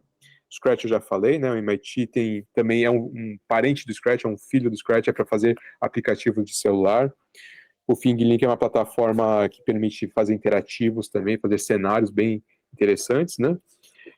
E algumas plataformas aí pagas, né? Como o Construct, o Unity, o Unreal, que são programas que fazem jogos que o Unity Unreal, por exemplo, o modelo de negócios dele você pode usar de graça todos os recursos. Se você começar a ter um faturamento de mais de $100 mil por ano, aí você tem que pagar pela licença de uso, né? Eu nunca precisei pagar $100 mil, né? Nunca precisei pagar a licença porque eu nunca cheguei a esse faturamento. Aliás, eu nunca ganhei dinheiro com jogos, eu sempre perdi não, né? E investir tempo, né? E o Godot é uma plataforma gratuita. Só para ir para os finalmente aqui, quem quiser criar jogos, né, vou deixar esse link para vocês puxarem, é um Canvas, você pode imprimir em A3, né, mas para os alunos falarem qual que é o nome do jogo, quem que vai jogar esse jogo, quais são os objetivos educacionais, eu fiz esse Canvas justamente para ajudar a construir jogos, primeiro no planejamento, né, então planejar um jogo, seja ele digital, seja de tabuleiro, o que você precisa pensar? Primeiro em objetivos educacionais, depois em desafios e conquistas, né, então é todo um processo para você criar um jogo. E aí, sim, entrando na parte de acessibilidade. Para quem quiser, tiver interesse, eu, junto com a professora Cícera, que está na Unesp, da professora Valéria, também da Unifesp, né, minha colega, a gente criou um curso que é gratuito, né, está no POCA, não sei se vocês já ouviram falar, é o portal de cursos abertos da UFSCar, né, Universidade Federal de São Carlos, aqui de São Paulo. eles têm esse AVA, esse ambiente virtual de aprendizagem, que é meio que um MOOC, né? Então, eles criam vários cursos abertos, e tem o curso justamente de games educacionais acessíveis. Então, se você tiver interesse em se aprofundar em como construir um jogo educacional acessível, né? Não dá para a gente resolver aqui nessa palestra de 1 hora, então eu faço essa recomendação desse curso. Vou trazer algumas coisas bem rápidas sobre ele, mas... e também a gente tem alguns princípios de acessibilidade numa plataforma que eu acho muito interessante, que é o Game Accessibility Guidelines, que seria diretrizes de acessibilidade em games.com, né? Tentando traduzir. Ele traz os princípios de design universal, né? Justamente para falar quando você estiver fazendo um jogo digital, no que você tem que se preocupar. Uma outra base que eu coloco aqui para vocês, na Unifesp nós criamos o portal de acessibilidade, e nesse portal a gente tem as dimensões de acessibilidade que a gente tenta trabalhar no nível da graduação e da pós-graduação na Unifesp. Então, desde a parte arquitetônica, comunicacional, metodológica curricular, instrumental, né? Então a ideia das tecnologias assistivas, a programática que tem a ver com as resoluções, regimentos, legislações internas, a atitudinal, que é o mais difícil, né? Como a gente pode ter, como professor, uma atitude acolhedora em prol da acessibilidade e da inclusão, não só professores, mas colegas, secretários, né, tais, enfim, todo o complexo aí, como que a gente pode ter uma atitude que promova acessibilidade, e a digital, né? Então, no portal de acessibilidade da Unifesp, a gente tem um detalhamento de cada uma dessas dimensões, quais são as práticas que a gente tenta promover, quais são as políticas da Unifesp em prol delas. Então, também, para criar jogos, a gente tenta dialogar com essas diretrizes das dimensões. Do design universal, quais são os princípios, né? Aí fala do uso equitativo e equiparável dos recursos, né? Então, se você tem um vídeo, ele tem que ter legenda, tem que ter tradução em libras, tem que ter, enfim, né, audiodescrição, então, para que a pessoa com deficiência, por exemplo, auditiva, possa ter acesso à mesma informação o mais equitativo possível, né? Tem que ter a ideia do uso flexível, então o jogo, você pode talvez usar o mouse, mas tem que ter a opção de poder usar, por exemplo, o teclado, né? Se ele não tem a coordenação fina, poder usar teclas que não exijam tanto fino, ou às vezes comando de voz, enfim, né? Ele tem que ter esse uso flexível, tem que ser simples, intuitivo, então tirar as complexidades desnecessárias, que isso aí é universal, né? Não só para jogadores com deficiência, mas é importante para qualquer jogador, né? Então, para jogador, né? Tirar informação que distrai, né? A informação de fácil percepção, então o que é clicável tem que estar muito claro o que é clicável, o que a gente chama de interface do jogador tem que estar muito bem fácil de entender, né, onde estão as informações. Tolerância ao erro significa que você tem que permitir que o jogador erre sem ser punido por isso. Ele pode ter vários níveis de erro, né, mas ao mesmo tempo você tem que prevenir, evitar que se tenha erros. Assim, você tem que preparar o jogo para que não seja para tirar as armadilhas de erros desnecessários, né? O erro como parte dos desafios, perfeito, tem que ter, né? Mas o erro, assim, porque o jogador tá com algum tipo de dificuldade para alguma coisa, isso não, né? A gente tem que evitar esse tipo de erro, ou seja, o jogo tem que estar preparado, tem que ter sido criado para prever que não tem esse erro. Baixo esforço físico, né? Isso é bem importante também, então você não vai fazer um jogo de tabuleiro que exija muito, ou comandos de teclado que sejam extremamente complexos, né? E a dimensão e espaço para aproximação e uso, ou seja, tem que estar confortável ergonomicamente para o jogador, seja ele num computador, num celular, ou seja um jogo de tabuleiro, né? Isso é muito importante que você preveja, né, uma dimensão que esteja adequado para os jogadores, para todos os jogadores. Essa informação eu tirei do universaldesign.ie, né, uma plataforma também que dá vários insights de como criar produtos de uma forma geral que sejam universais. Dentro do framework para implementação de acessibilidade em jogos, a gente dividiu em 4 camadas, a primeira de design, que fala de formas, cores na tela do jogo, também a entrada, os comandos, né, quer dizer, como que o jogador vai entender quais são os fluxos, o que ele tem que fazer, a entrada da jogabilidade, o que fazer, né, isso tem que estar muito claro, as informações, tudo isso, o tamanho, né, ele tem que ser flexível, tem que ter audiodescrição, tem que pensar em contraste, controle de contrastes, né, para pessoas com algum tipo de deficiência visual. Também as informações precisam ter audiodescrição, linguagem de sinais. Então, aqui, o framework são diretrizes que o desenvolvedor de jogos, antes quer dizer, no momento em que estiver desenvolvendo o jogo, tem que se preocupar. Tem que ser responsivo ao dispositivo, né? Então, tem todas essas questões de acessibilidade digital inclusas também. Tem a parte de comandos, então ser simples, intuitivo, ser muito claro o que o jogador pode fazer em termos de comando, diversificar os acionadores, então é teclado, é comando de voz, é movimento, o que pode ser capturado, que o jogador faz, para ser entendido como comando, né? Então tem que ter uma flexibilização e tem que ter uma diversificação dos comandos também. Hoje a gente já tem várias tecnologias que permitem isso, né? Então o próprio celular permite você clicar nele, mas também né, mexer na sua orientação, enfim. Né? Então, quanto mais a gente puder assimilar isso para uma jogabilidade, é importante, né? Ajustar a sensibilidade, então, às vezes, até isso, né, de mexer no controle, tem pessoas que talvez não tenham a coordenação física, e aí você precisa considerar isso também para diminuir a sensibilidade do acelerômetro do celular, para que seja jogável, né, para que seja possível de interagir. Iconografia, narração legível, tudo isso também.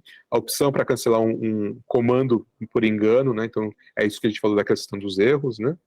As cores também, nunca só usar a cor para transmitir uma informação, você tem que usar ícones, texto, posicionamento, formas, pensando nas pessoas, por exemplo, né, com algum tipo de deficiência.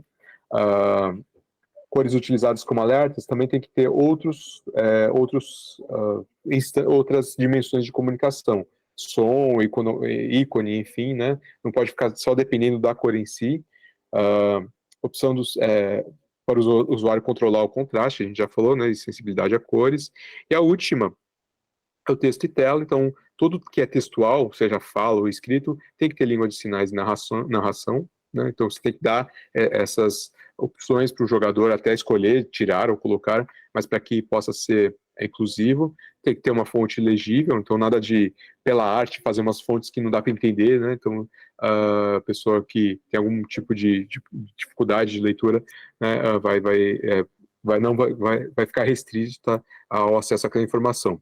E a ampliação de pelo menos 200%, né, para que não se perca a funcionalidade do conteúdo. Eu sei que foi muito rápido, foi muito limitado aqui, né, mas eu queria agradecer a oportunidade de estar conversando com vocês, de estar falando um pouquinho o que a gente está pesquisando, as diretrizes que a gente tem usado para os games que a gente está desenvolvendo, né, e espero que tenha provocado alguma coisa em vocês aí, né, fico à disposição também para dialogar, mas queria agradecer a professora Daniane pela oportunidade de conversar com vocês, e fico à disposição o meu e-mail, né, repito aqui meu e-mail, leandro.ianazzi@unifes.br. Quem tiver algum interesse em discutir sobre algum jogo que esteja desenvolvendo, sempre é muito bom ter essa questão aí.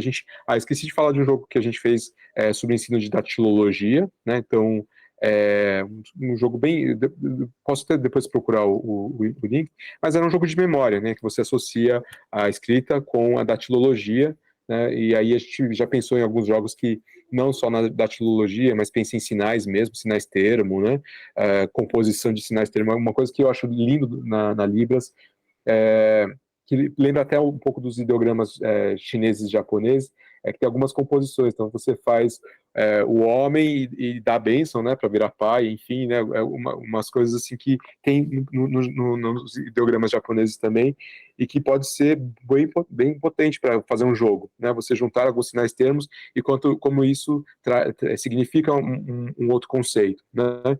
Bom, de qualquer forma, eu não sou especialista em Libras, peço desculpa se falei alguma besteira, né, mas fico aqui à disposição também para a gente ter alguns minutinhos de conversa. Obrigado, professora Daniane, obrigado pelo espaço e obrigado a todos que tiveram a paciência de escutar. Não, a gente que agradece, foi ótimo. O pessoal está aqui no chat agradecendo e elogiando demais. Realmente foi uma fala muito boa, principalmente para quem lida, né, com essa questão de acessibilidade e quem lida com jogos também, né? Eu trabalho com a questão do português voltado para pessoas surdas e com gamificação. Foi essa a minha pesquisa de mestrado e está sendo agora em volta do doutorado, né? O pessoal está aqui agradecendo ainda. Aí eu fiquei aqui doida, né? Fiquei eu e alguns colegas aqui já imaginando um curso, né, tratando sobre jogos acessíveis, né? Mas aí você veio com aquela fala, você jogou a questão do jogo que vocês criaram com datilologia, e quando você vem sobre aquela questão de sinais, termos, alguma coisa que você vem fazendo uma comparação com a língua japonesa, com a escrita, né? Não seria a escrita de sinais? Talvez fosse isso. Perfeito, professora. Sim, talvez. Eu estou me aprofundando um pouco agora em língua de sinais, então peço desculpas, né? Não, tranquilo. Estou aprendendo. Mas é só porque a gente fez o link, eu mesmo fiquei Sim. imaginando. Seria escrita de sinais, né? Então, perfeito, professora. Eu tenho esse desafio muito grande, né, da escrita de sinais, tem alguns códigos. Eu estou junto com um professor, fazendo uma parceria com um professor da Costa Rica, e ele está criando um sistema muito interessante de registro de sinais através de avatar, né? Eu sei que existe toda uma questão aqui no Brasil do Velibras, né, e tudo mais das plataformas que a gente já tem, que ele simplesmente faz a sinalização do português, né, sem a devida interpretação, sem a concordância, a semântica, né, a estrutura sintáxica da Libras. Então, a gente está trabalhando muito essa questão de como, de fato, registrar sinais, né, que estão sendo construídos, por exemplo, nas ciências, né? Tem a professora Silvana da Unifesp que está desenvolvendo ou tentando criar um glossário de sinais termo para ensino de ciências, né? Então, eu estou me envolvendo com alguns grupos para aprender um pouco mais, então, professor, peço desculpas pela minha ainda... Não. Não, desculpa não, professor, é ótimo, tá fazendo com que a gente, né, troque isso que é uma maravilha. Então, de repente, não era isso, eu estou só, né, tô jogando uma coisa aqui com outra e estou captando ali como se fosse escrita de sinais. A Raimires até colocou aqui no chat, ideogramas são significados também, sim, a própria escrita de sinais, ela é uma escrita ideográfica, né? Ela é uma escrita que pega ali a imagem do sinal e a gente transporta aquela imagem do sinal para aquela padronização. Fala, Rai, ela levantou a mãozinha, pode falar. Eu comecei a estudar chinês, Dani, só que eu desisti porque também é uma coisa de outro mundo, né? E aí eu vi essa questão dos ideogramas. E assim, aquele desenho do ideograma, por exemplo, o ideograma de mulher, né? O desenho é o próprio desenho de uma mulher. E aí ele foi desenvolvendo com o passar do tempo. Assim como os sinais icônicos são criados, né? Fazendo relação com o sinal. Então, eu acredito que foi isso que ele quis dizer, não do Sinorite, mas da relação da criação do sinal com o próprio desenho do sinal, que é o caso dos ideogramas da língua chinesa. Acho que foi um pouco nesse sentido que tu tentei fazer a comparação, né? Mas que esse que você pegou o exemplo, né? É que é chinês e japonês ao mesmo tempo, né? Mas da mulher, né? Veio do seio, né? E daí vai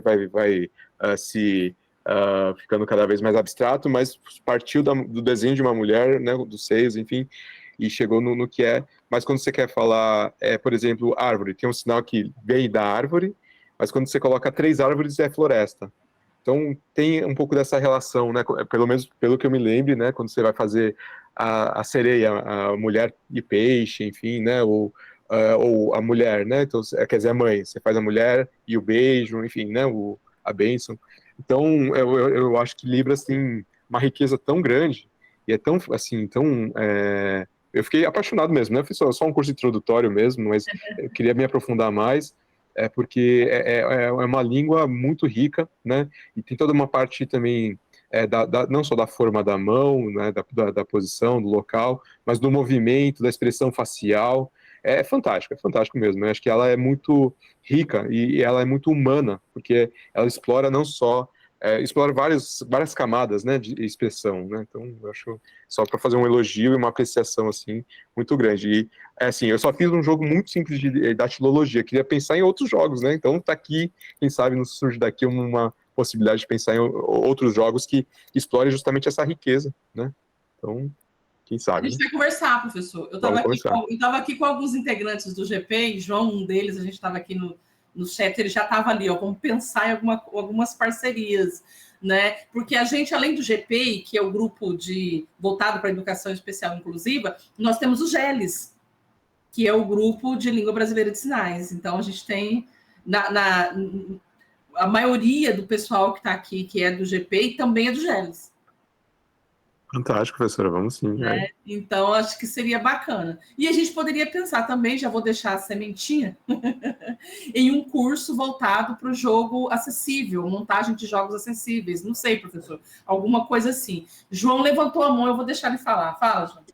Olha, já vou falando que eu queria participar de tudo, fazer a parceria, mas eu tenho uma pergunta sobre o jogo de Braille para celular, que você comentou lá no início, e eu fiquei tipo, cara, aprofunda, vai.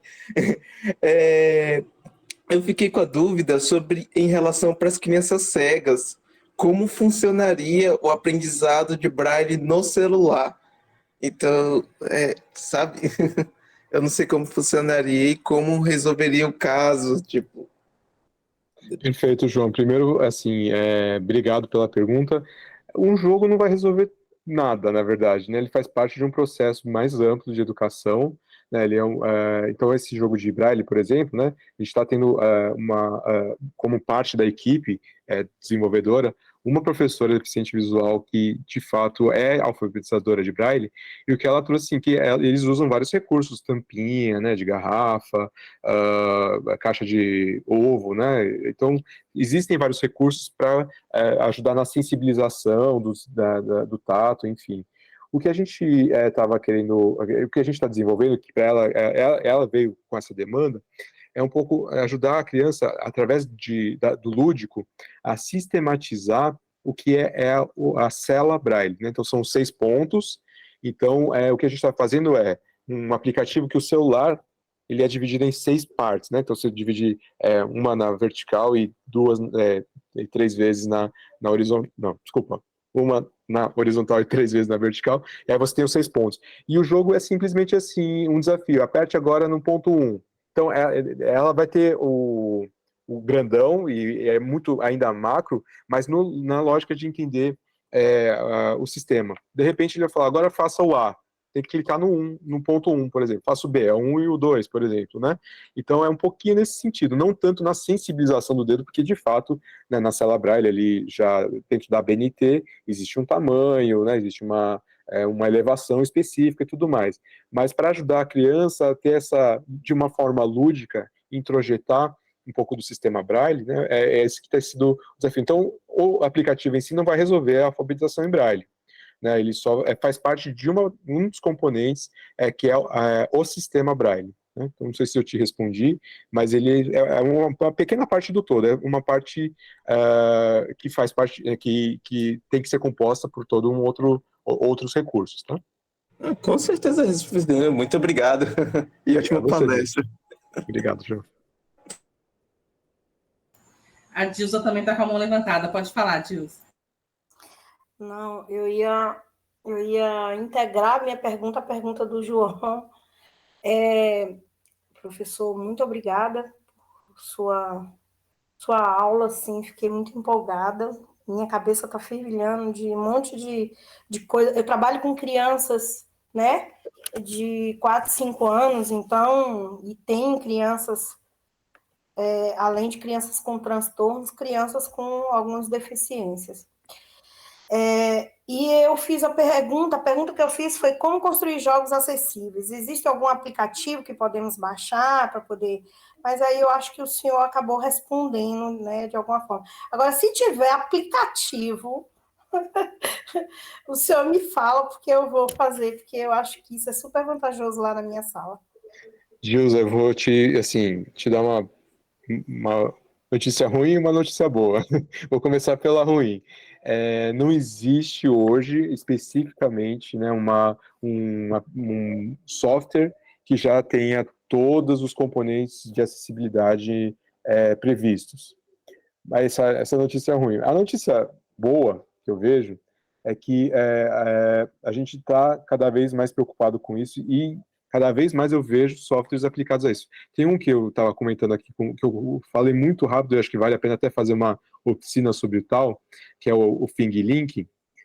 Desculpa, Crisiane, Ping Link é coisa linkada, coisa conectada, pinglink.com. Ele faz imersivo, você pode fazer uma foto 360, enfim, e ele já implementou, pegou da W3C, né, que é a grande gestora de diretrizes da internet, de construção de site e tudo mais, e já colocou espaço para colocar audiodescrição, por exemplo, né, espaço para colocar comunicação alternativa em texto, né, então algumas empresas estão se preocupando muito com isso, e o meu óculos de realidade virtual, por exemplo, que eu tenho aqui um óculos de realidade virtual, ele tem uma camada que quando você desenvolve para ele, você pode já colocar ali se a pessoa tem alguma questão de mobilidade e tudo mais, né, até de hipersensibilidade a cores. Então você já consegue no próprio hardware configurar para customizar ou personalizar aquela experiência para que fique confortável e que também possa promover a acessibilidade. Então, eu não sei se tudo vai ser resolvido no jogo. Algumas coisas do jogo vão ser resolvidas no hardware. O próprio celular ficando pronto para aquele comando para uma pessoa que tem deficiência visual, ou aquele comando para a pessoa que tem deficiência auditiva, né? Então, tem algumas coisas que não são resolvidas no software, mas sim no hardware, né? Então, a que eu tenho de boa notícia é que os desenvolvedores de hardware e de sistema operacional já estão se preocupando cada vez mais com essa questão de acessibilidade, né? Então, eu não sei se resolve tudo, né, para um jogo, mas acho que estamos caminhando para uma visão cada vez mais inclusiva. Professor, João está com a mão levantada ali, mas antes de eu passar para João, vou pedir para o senhor, por favor, digitar o nome desse aplicativo aí no chat para a gente. Tá certo. Por favor. João, e aproveito para falar o comentário de Rai, que Rai já falou ali que gostou da ideia da oficina. Então, acho que pode amadurecer essa ideia aí, hein, professor? A gente amadurece, com certeza. Com certeza. Ó. Aqui, edição de vídeo, bora. Eu tenho uma outra pergunta sobre como trabalhar a resistência em relação dos pais e dos professores com a gamificação. Porque, por exemplo, na escola onde eu faço estágio, tem muita resistência com gamificação. Agora eu vou dar uma oficina de RPG e muitos pais e professores olham para isso como tipo, o que o meu filho vai aprender com isso? Ou será que ele vai ficar viciado? E sem contar nos pais que recusam, por exemplo, eu vou entrar em um parêntese aqui, que tem um aluno que ele tem deficiência lá na escola, mas os pais deles não deixam que ele aprenda Libras. Então, gera uma resistência dos pais, inclusive. Mas é isso que eu queria saber, como é que a gente pode trabalhar essa resistência como professores, com os professores e com os pais? Uau, João, isso aqui é desafio grande, viu? Eu vou te dizer que eu estou com o mesmo desafio na Unifesp.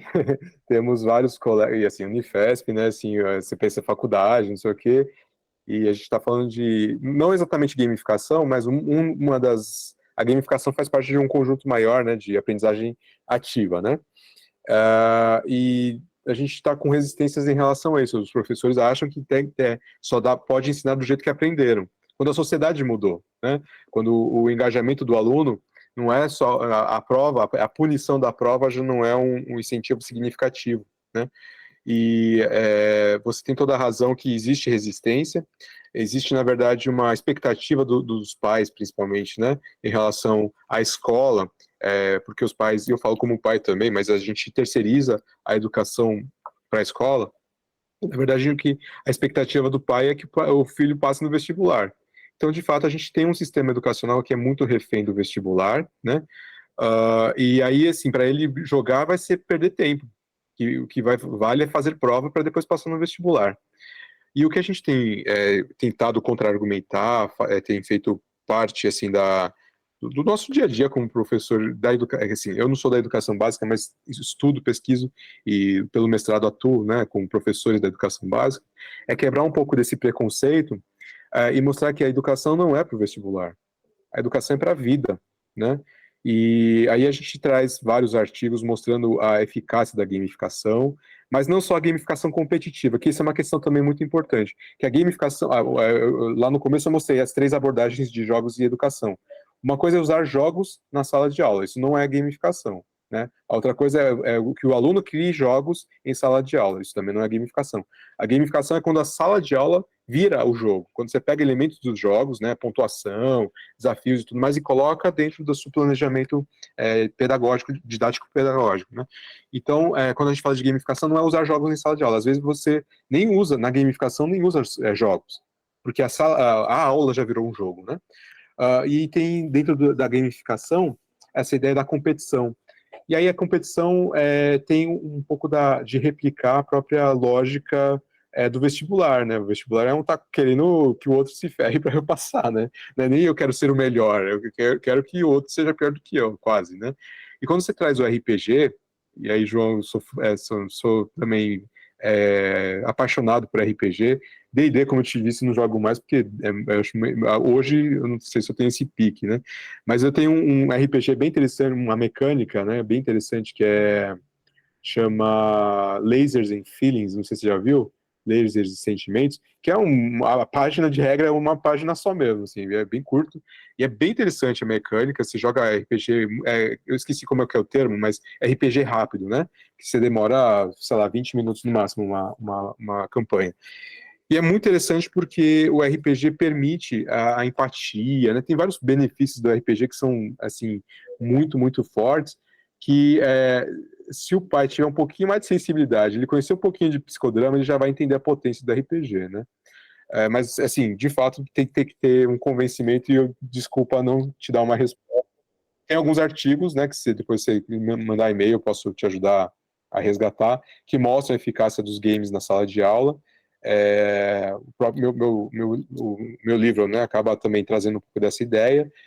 Tenho vários colegas que têm trabalhado com game studies, né, com estudos em jogos, que trazem essa ideia dos benefícios dos jogos em sala de aula, mas, além disso, é difícil trazer o convencimento, porque a nossa educação ainda é muito refém do vestibular, na minha opinião, né? Então, enquanto a gente ainda tiver muito refém a isso, eu acho que não tem muito esforço possível, assim. A gente tem que primeiro falar que a escola não é para vestibular, né? A escola não no final tem um Enem. Né? A escola é para a vida, né? Mas enquanto não se convence disso, qualquer argumento, qualquer artigo científico não vai ajudar em muito, não. Desculpa, João. Não, tudo bem, respondeu, não? Obrigado mais uma vez. E o e-mail já está salvo e o seu nomezinho também aqui para procurar seus artigos. Sem contar os programas, que eu não sabia que existia programas de desenvolvimento gratuito para celular. Eu salvei todos aqui. Que bom, João. Tá aguardando aí, João. Professor, para a gente encerrar, eu não posso deixar de colocar a pergunta de Roberto, que tem a ver um pouquinho aí, segue no rumo de João, da fala de João, pega aí o rastro. E o Roberto também, ele é muito participativo, ele não faz parte dos nossos grupos, mas a gente sempre tem Roberto por perto dos nossos eventos. E aí ele coloca aqui no chat, qual a possibilidade para desenvolver um projeto e a criação de jogos, colocou de game para a educação inclusiva na minha escola? Roberto, a sua pergunta para mim ela é um grande incentivo, né? Porque eu vejo que os professores são desvalorizados, né, no nosso sistema educacional, mas vocês são tão criativos, né? E assim, eu estou tendo orientandos do Profei, que são professores da educação básica, e são assim, vocês são as pessoas que estão ali no front, ali, né, no front da educação, batalhando com muito mau reconhecimento.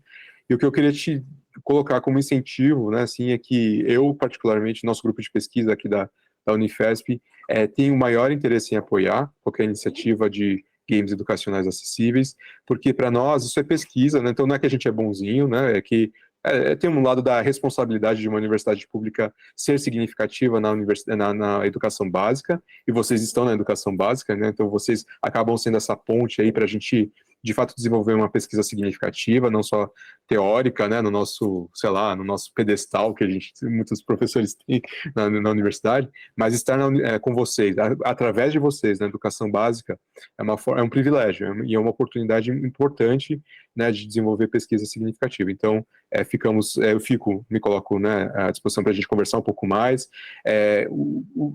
Do meu lado, o que eu tenho visto como maior potência é quando as próprias crianças desenvolvem os jogos. É muito legal, assim, elas têm ideias, elas são muito criativas, né? Primeiro que elas vão se concentrar um pouco mais no conteúdo ali, né? Então, mesmo esse jogo, se você falar um pouquinho o que é Libras ou Braille, né? E falar como que a gente pode criar um jogo de português, né? Que também se valha de sinais, né? Eu falo isso porque hoje eu estou fazendo um pouco menos, mas quando eu comecei a ter o processo de alfabetização dos meus filhos, né? Eles estão com 6 e 4 anos, não foi só a letra, não foi só o escrito, não, foi junto com datilologia, foi junto com o Braille também, porque eu entendi que eles precisam abrir a cabeça, né, para a inclusão. Então, e virou jogo, né, assim, essa letra, como é que faz, né? Então, o nosso jogo de memória, assim, nem digital, nem físico, é jogo de memória de boa noite mesmo, né? Então, vai dar vai falar te amo, mas o boa noite junto. Então, virou, assim, falar com várias línguas, né?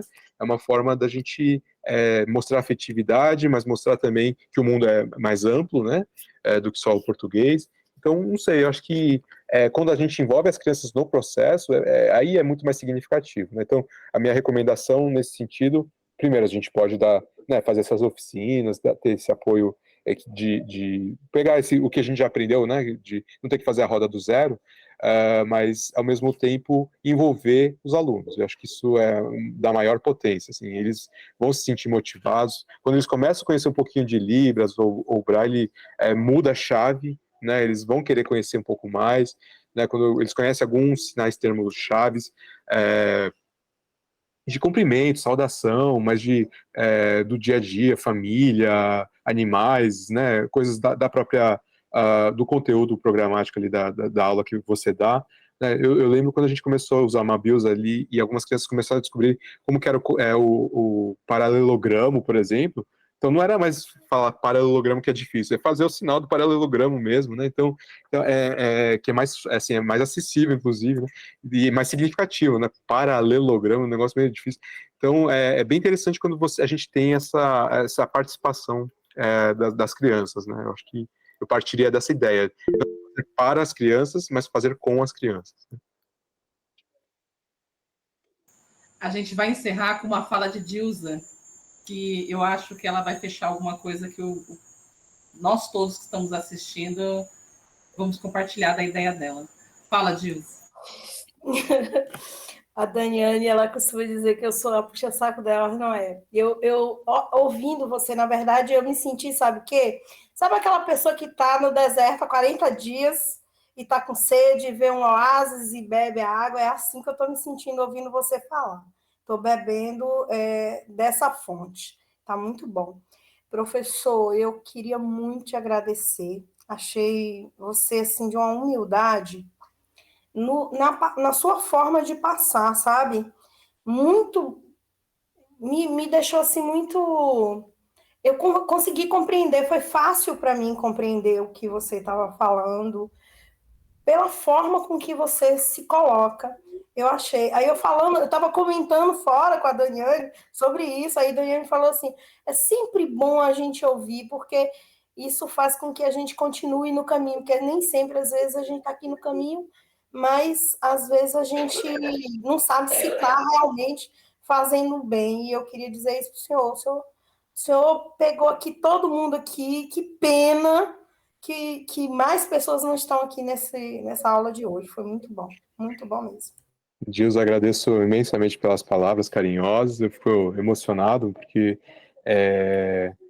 eu realmente vejo que existe uma responsabilidade minha, né, assim, com a educação básica, assim, eu estou na educação, no ensino superior, mas a educação começa com os nenês, né? Começa no infantil, e o fundamental tem esse nome porque ele é de fato fundamental, e o médio eu acho um nome feio, tá? Desculpa falar a sinceridade, acho que não deveria chamar médio, né? Porque parece que é um meio do caminho, enfim, né? Mas de fato a educação básica ela é essencial, e vocês que fazem parte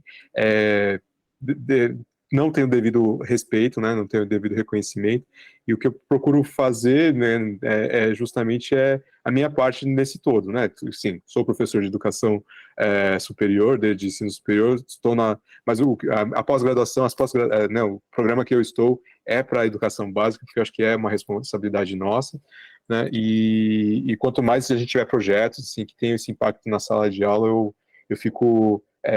eu entendo que aí sim está uma pesquisa significativa, né? Do que uma coisa que vai virar um artigo que ninguém vai ler, né? Mas um jogo que uma criança possa se sentir valorizada, que ela possa se sentir empoderada, que ela desenvolva a sua autonomia, né? Isso sim é significativo, né? Então, eu agradeço as suas palavras e acho que a gente está em sintonia, né? Tudo bem. Que bom. Professor, mais uma vez, muito obrigada. O pessoal está enchendo de elogios ali no chat, mas a gente precisa terminar, infelizmente. Está muito bom, é muito bom te ouvir, mas a gente precisa terminar. Geralmente, para a gente ser sincera, a gente termina até um pouco antes, mas está tão bom.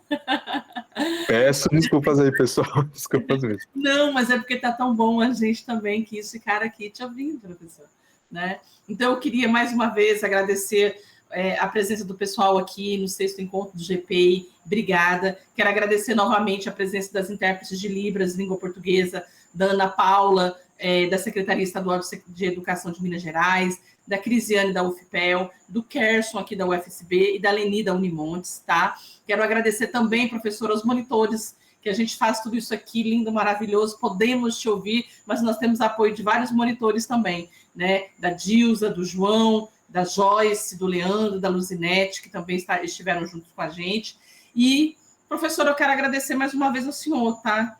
Obrigada, gratidão, e que a gente consiga fazer outras parcerias também. A Dilza já está gritando ali no chat para o pessoal abrir as câmeras. No início a gente pede para fechar, para facilitar o visual aí das pessoas surdas, as intérpretes de Libras, mas agora a Dilza está pedindo para a gente abrir, para ela poder tirar uma foto desse momento, tá, gente?